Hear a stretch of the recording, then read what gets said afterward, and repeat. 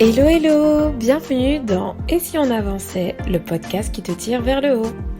Ici Marielle, comme d'habitude, pour t'aider à t'organiser et à aller au bout des projets qui te tiennent à cœur.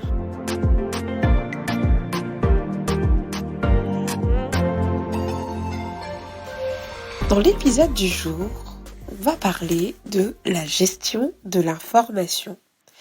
Selon moi, la gestion de l'information, c'est un sujet qu'il faut absolument aborder pour notre génération.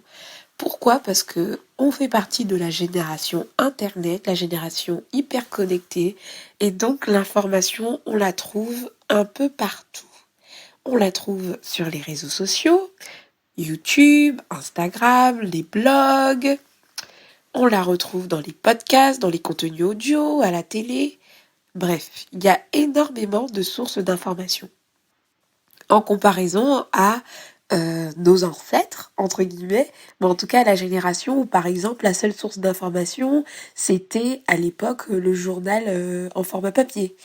Après il y a eu l'apparition de la télé, donc il y avait peut-être que la télé. Sauf qu'aujourd'hui on est face à une génération en tout cas qui est remplie d'opportunités de s'informer par plusieurs moyens. Tout ça, c'est hyper positif, c'est génial. Moi, je suis très heureuse d'appartenir à cette génération parce que quand je veux, par exemple, m'informer sur quelque chose, quand je sais pas une information, je suis tellement heureuse de pouvoir aller sur Google et taper tout simplement ce que je cherche et tomber sur un article qui va me l'expliquer. Je trouve ça juste génial, donc c'est une vraie bénédiction. Mais en même temps, c'est un peu un piège. Je m'explique.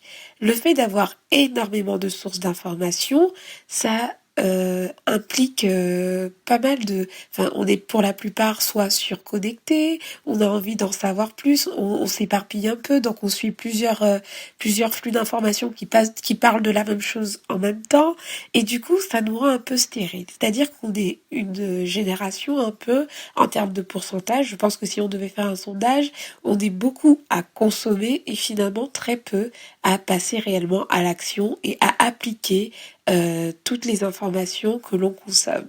Et donc l'objectif de ce podcast aujourd'hui, ça va être de te donner des clés pour réussir à bien gérer l'information efficacement. Pourquoi efficacement ? Parce que du coup, à la fin, tu vas pouvoir appliquer tout simplement ce que tu apprends, ce que tu vas lire, ce que tu vas consommer comme information. Donc, comme d'habitude, avant de commencer à détailler le sujet, on va voir les raisons pour lesquelles c'est intéressant pour toi d'apprendre en fait à gérer l'information que tu reçois sur les réseaux sociaux, sur Internet, etc.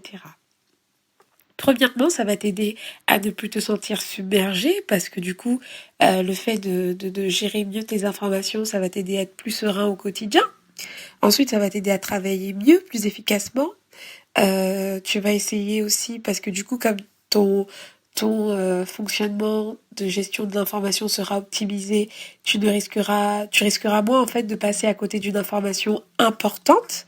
Donc, tu rateras pas les informations clés pour toi. Et surtout, le plus important, l'objectif ici, c'est de pouvoir t'assurer de passer vraiment à l'action. Histoire que l'information que tu ingurgites toute la sainte journée soit bénéfique pour toi, ta vie et t'aide à la transformer. Enfin, si c'est une information qui a pour but de te faire avancer. Donc, c'est parti. Je vais te partager aujourd'hui du coup par 3 conseils qui sont assez simples pour pouvoir t'aider à gérer l'information que tu reçois au quotidien. Le premier conseil, c'est de limiter les sources d'information. Pourquoi ? Parce que toutes les sources d'information ne sont pas forcément utiles, toutes les sources d'information ne sont pas forcément répondent pas forcément à votre besoin du moment, et donc en fait l'une des premières actions qu'il faudra mettre en place pour pouvoir gérer efficacement tes flux d'informations, ça va être de les limiter, de les filtrer. Pour les limiter, j'ai décelé moi à mon niveau 3 critères. Le besoin, la qualité et le résultat. Premièrement, le besoin, le premier critère. En fonction de la période de ta vie, du moment dans lequel tu es, tu vas avoir besoin de certaines informations.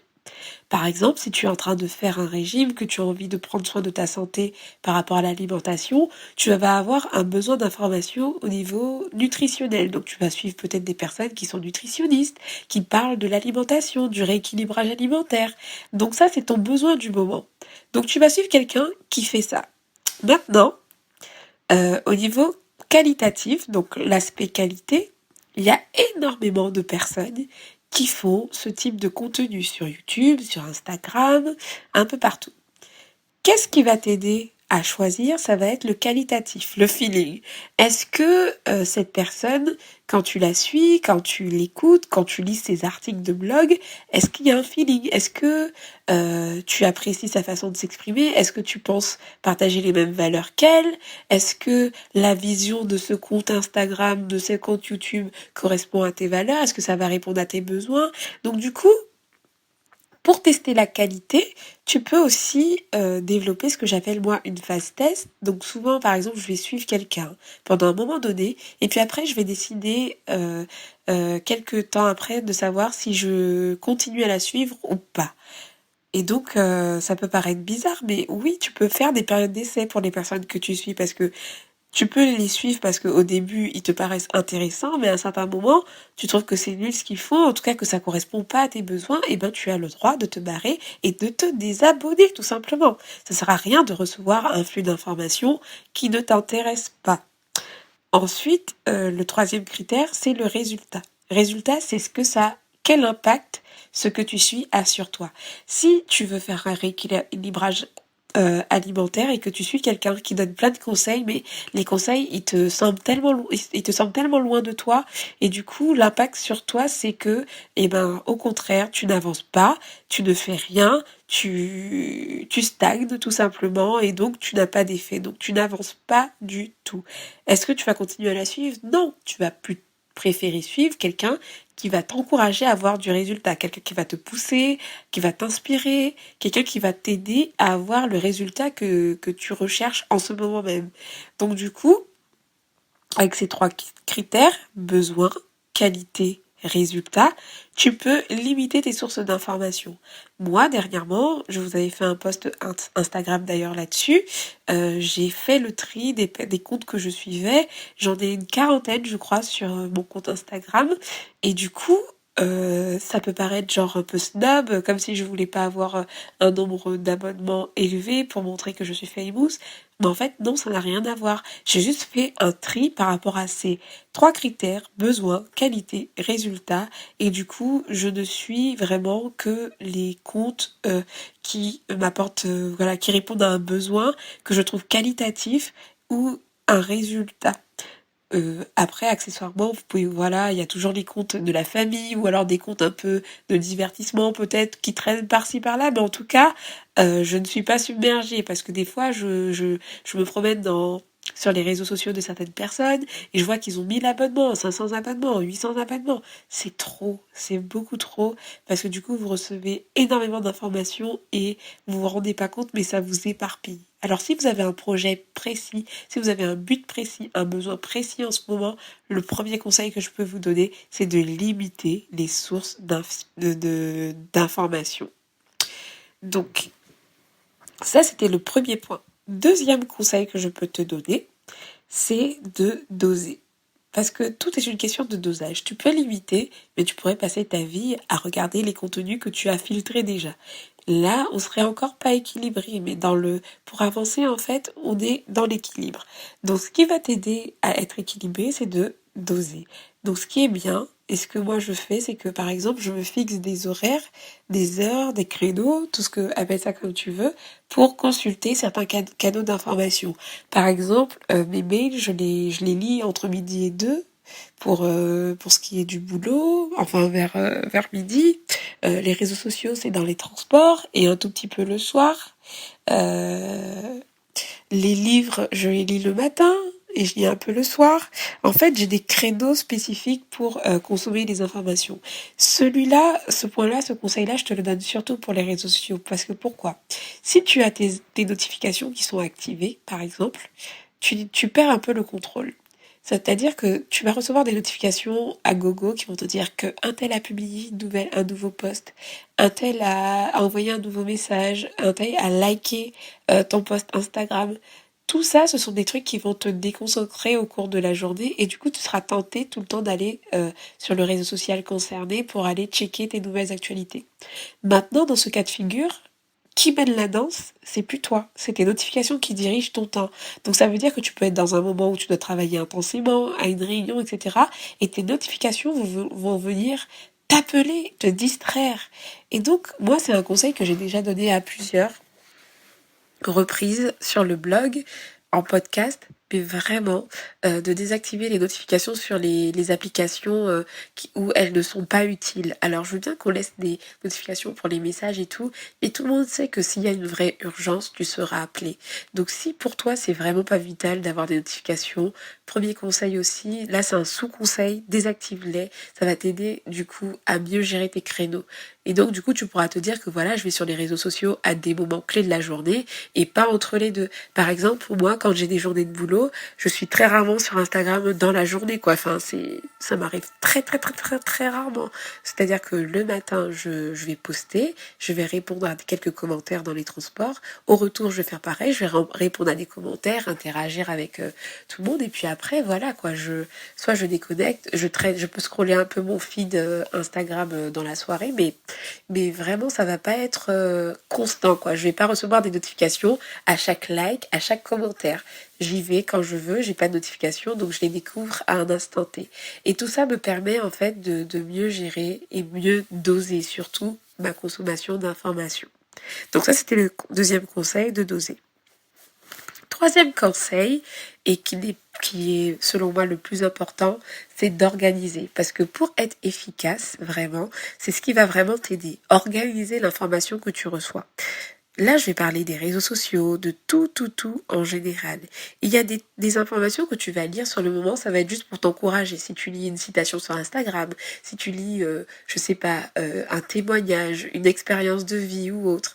Donc, tu vas consommer l'information, ça va te rebooster sur le moment et tu n'auras pas d'action forcément à mettre en place. Ça va travailler ton état d'esprit. Donc ça, il n'y a pas de souci.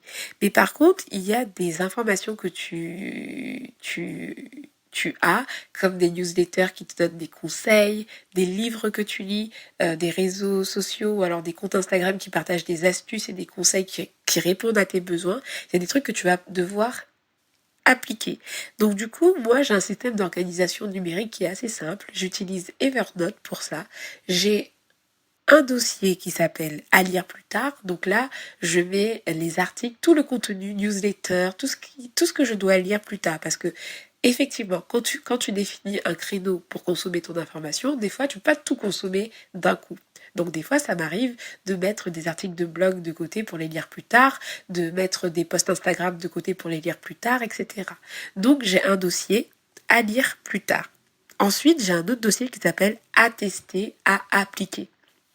Ce dossier, en fait, il me permet tout simplement de lister toutes les choses que j'aimerais tester. Alors là, c'est pas vraiment un dossier, c'est plutôt un mini carnet numérique où en fait je vais aller noter tout simplement toutes les idées, les méthodes, par exemple les nouvelles méthodes d'organisation ou autres que j'aimerais tester, appliquer dans ma vie pour que ça porte du fruit. Parce que l'information que tu consommes, si tu la consommes par rapport à un besoin, eh ben s'il te plaît, ne reste pas juste consommateur, mais prends le temps vraiment d'appliquer ce que les gens te disent, ce que tu entends, ce que tu lis, pour essayer de voir ta vie transformer. Ta vie ne sera pas transformée juste en regardant une information. Ta vie, elle sera transformée quand tu appliqueras ce que tu entendras, ce que tu verras. Il n'y a que là que ça changera vraiment. Donc cette étape-là, elle est importante. Tu organises vraiment tout ce que tu reçois comme information et tu te fais une petite liste de choses à appliquer. Ça peut être un truc à appliquer par mois, un truc à appliquer par semaine. Ça dépend de ton rythme. Tu fais comme tu peux, comme tu le sens. Mais surtout, n'oublie pas cette phase d'action. Typiquement, en pratique, ça peut être le cas. Tu vas lire un livre et tu vas retenir dans ce livre 3 choses que tu veux appliquer dans ta vie pour que ce livre puisse avoir un vrai impact. Donc tu vas, si c'est une méthode, si c'est une astuce, tu essayes de l'intégrer dans ton quotidien, et puis après tu vois si elle a été efficace ou pas, et tu vas savoir du coup si c'est un truc qui te convient ou pas, si ça a apporté du fruit ou pas, et ainsi tu vas pouvoir savoir si c'est un truc qui va durer dans le temps, ou si c'est un truc que tu vas arrêter.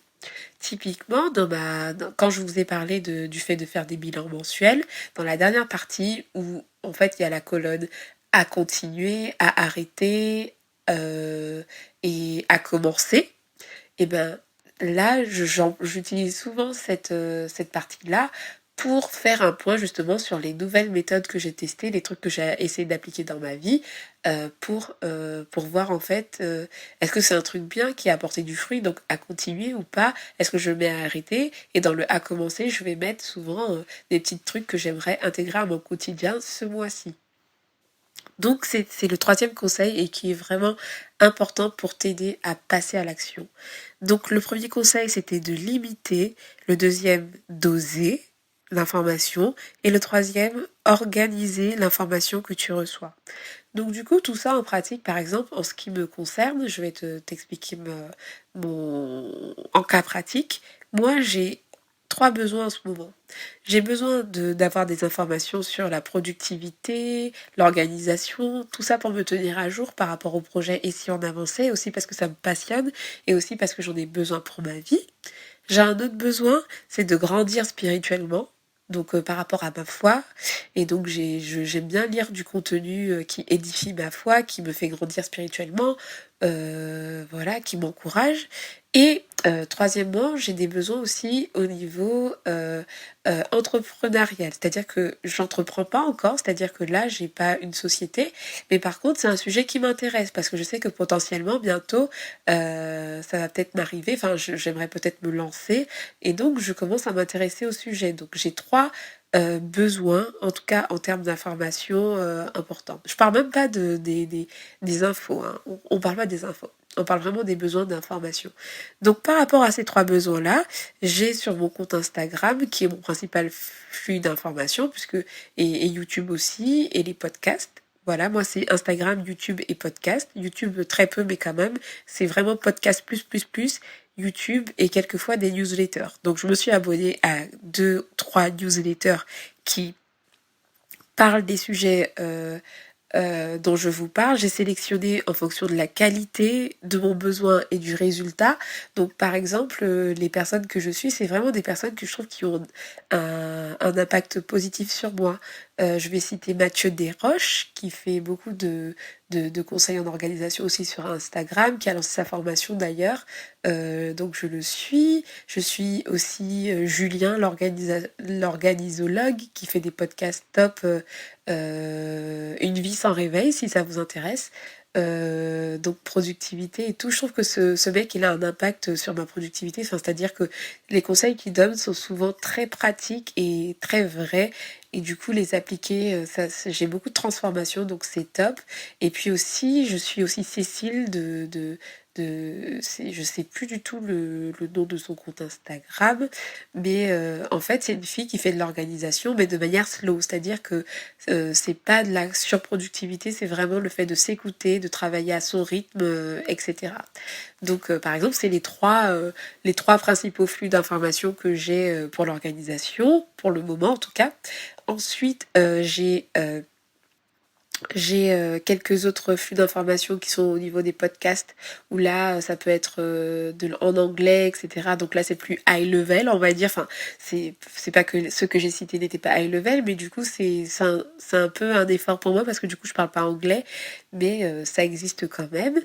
Et donc voilà, j'ai très peu de sources d'informations puisque quand j'ai commencé, ça m'a tenté en fait d'aller un peu lire tout ce qui se fait, etc. Mais ça, c'est un piège parce que du coup, tu te retrouves avec énormément d'informations, énormément d'avis, et finalement, tu te braques en fait. Tu n'avances plus, tu commences à te comparer, c'est vraiment négatif. Donc voilà, j'ai sélectionné quelques sources d'informations. Donc ça, c'était pour l'organisation, mais du coup, je l'ai fait aussi pour ma vie spirituelle et je l'ai fait également pour l'entrepreneuriat. Ensuite, doser, je le fais au quotidien. Donc j'ai vraiment mes horaires où je regarde les réseaux sociaux, où je lis mes newsletters, etc. Et organiser, comme je vous ai dit, j'ai mon fichier Evernote où je mets les articles à lire plus tard, les documents à lire plus tard et j'ai tiens une liste de choses à tester dans ma vie par rapport à ce que j'ai lu ou entendu et en fonction de mes besoins. Donc voilà mes conseils pour t'aider à gérer le flux d'informations. Je pense que ça va être une capacité qui sera de plus en plus précieuse pour notre génération parce que savoir gérer l'information, savoir rester concentré, c'est vraiment une denrée rare aujourd'hui. Alors si tu arrives à prendre le pli, à gérer tes informations comme un chef, je pense que tu auras à gagner parce qu'en plus, tu passeras plus de juste quelqu'un tu passeras de quelqu'un qui consomme l'information à quelqu'un qui est transformé par l'information qu'il reçoit. Donc en tout cas, fais gaffe à ce que tu suis comme information. Vraiment, pense d'abord à la valeur ajoutée sur ta vie. Déjà, ça c'est un truc primordial. S'il y a un truc qui te déprime, s'il y a un truc qui te rend complexé, s'il y a un truc qui te frustre, t'as pas à le suivre déjà. Donc ça, c'est la première règle. Et puis pour le reste, tu as les conseils que je t'ai partagés juste avant. Donc je te dis à très bientôt pour un prochain épisode. Ça m'a fait très plaisir de te parler aujourd'hui. Si tu veux donner un coup de pouce au podcast, si le contenu t'intéresse, pour m'aider, en fait, il suffit de laisser une note via Apple Podcast si tu m'écoutes par là, ou juste si tu veux interagir avec moi, tu peux me laisser un mail, je laisserai les infos dans les notes du podcast. Tu peux m'envoyer un mail ou m'envoyer un message sur Instagram. Je vous fais de gros bisous et je vous dis à très bientôt.